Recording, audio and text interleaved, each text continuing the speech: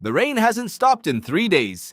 You're huddled under a rock overhang with your family, soaked to the bone, and the only thing standing between your children and the cold is a small, dying fire. Wet skin loses heat 25 times faster than dry skin. If that flame goes out tonight, you cannot make another one. Not in this storm. Every stick for miles is soaked through, and rubbing wet wood together produces nothing but blisters.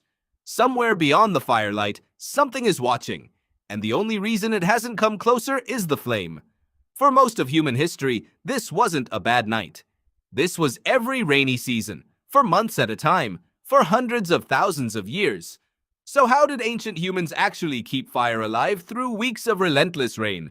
Why fire was non-negotiable fire wasn't a comfort. It was infrastructure. It kept predators at a distance, since most large carnivores avoid flame, smoke, and crackling sound. It made food safe to eat, unlocking calories that raw food keeps hidden, which some scientists believe is part of why human brains grew as large as they did. And it kept people warm enough to survive nights that would otherwise kill. Losing a fire in the rain wasn't an inconvenience. It could mean losing everyone in the group within days, which meant fire couldn't just be made. It had to be protected like the most valuable thing the tribe owned, because, in a way, it was. Long-term survival meant planning before the storm arrived, not during it. Anthropological research on hunter-gatherer groups shows they read changes in wind, cloud pattern, and animal behavior to anticipate rain days in advance. That warning window mattered enormously because once the rain started, gathering dry fuel became nearly impossible. So ahead of a storm, tribes stockpiled dry wood, sealed it under natural shelter, and made sure the fire itself was burning low and controlled rather than large and exposed, since a smaller fire is actually easier to protect than a roaring one. The techniques that kept it burning. Here's the part that sounds almost backwards. When heavy rain was coming, the smartest move wasn't to build the fire up. It was to let it burn down to a bed of glowing coals, then bury those coals under a thick layer of ash.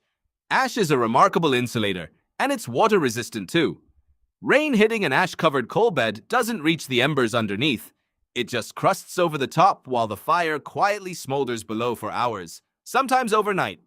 Archaeologists have found ancient hearths with layer upon layer of ash stacked like tree rings, the same fire location reused for thousands of years. When it was time to move camp, tribes couldn't just leave the fire behind. They carried it. Researchers studying Otzi, the 5,000-year-old Iceman found preserved in the Alps, discovered fragments of charcoal wrapped in fresh leaves inside a container of birch bark.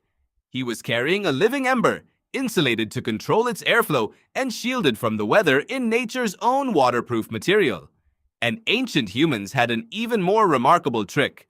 A type of fungus that grows on dead birch trees, which smolders slowly for hours and barely reacts to damp air.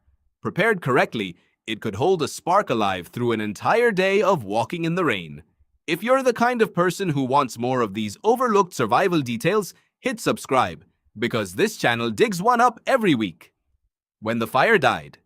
Anyway, even with every precaution, sometimes the fire died. And when it did, groups didn't wait it out alone.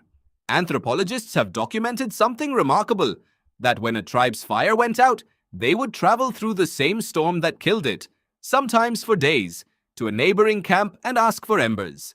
And other groups almost always shared, even rivals, because everyone understood the same truth.